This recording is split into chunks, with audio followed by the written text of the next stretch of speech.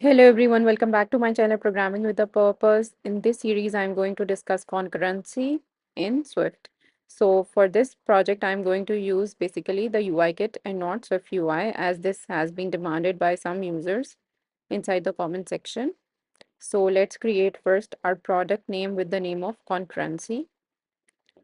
Next, I'm going to show you here that basically you are going to change the interface from Swift UI to storyboard, which means that UIKit is being selected, language is Swift, and no storage is being used. Next, we are going to press create to create this project. This is just like any other project we have previously created. It has these files: app delegate, scene delegate, and view controller. We are going to write our code inside view controller, and we are not going to add anything inside our main.storyboard file, which basically corresponds to the UI. So let's create first the function fetch data using API. So we are using here some of the APIs that have been publicly provided by Accuweather. I'm going to add the link of those API inside the description box.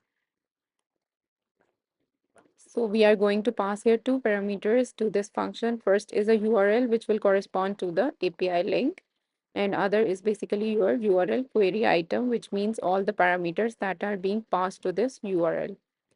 You can get all of this information from the API documentation, which is going to list all of the parameters that are required to successfully execute an API.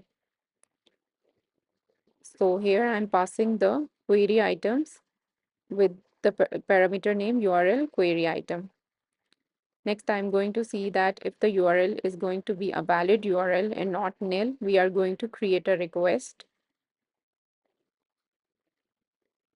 And then we are going to create a task using URL session dot share dot data task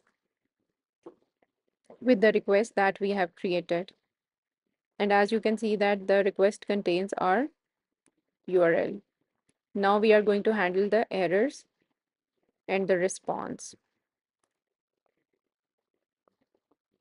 So follow all of these steps and create this function inside your project.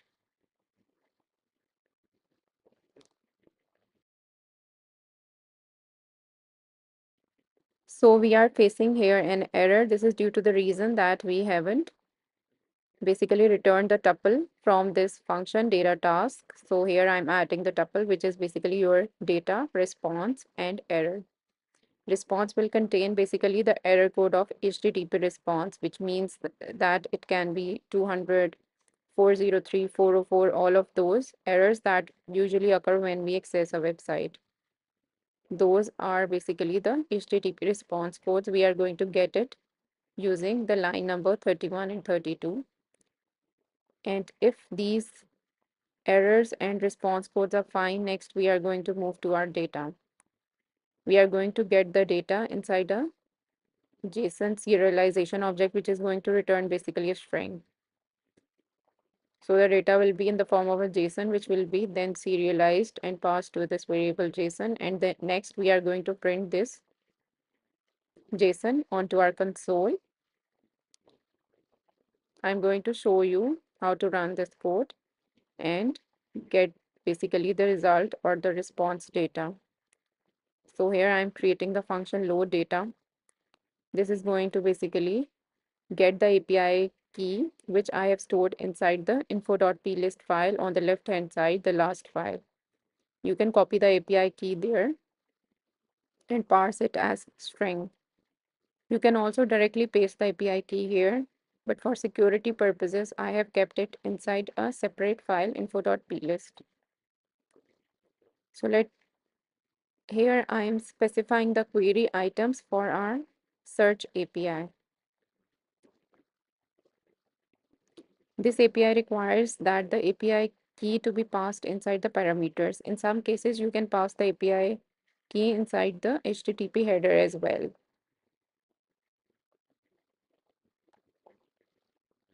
Next, I'm passing here the language and then an offset.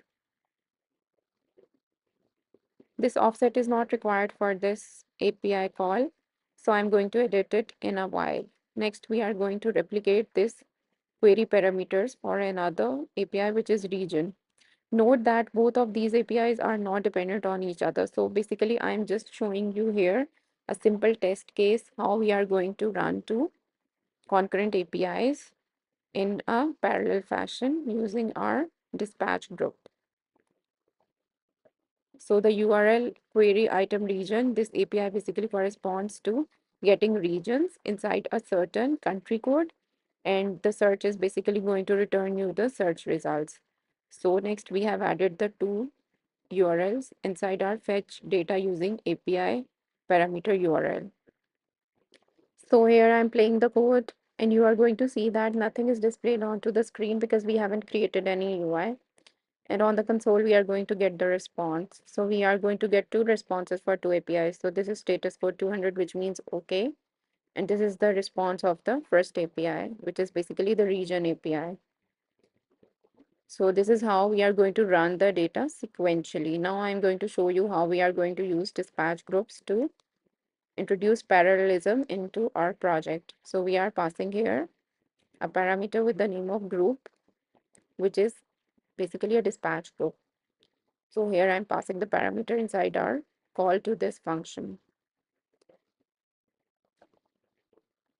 So here I'm going to basically write group.notify. So we are going to use the global queue, which will be notified towards the end of the all of the APIs that are added as call to this group. And after that, we can basically call another API or do whatever functionality we want to do, like updating of the UI. So this is how we are going to add, enter, and leave a group inside this function. So now you have seen that the job is completed very quickly. This is due to the reason that both of these APIs are run in parallel.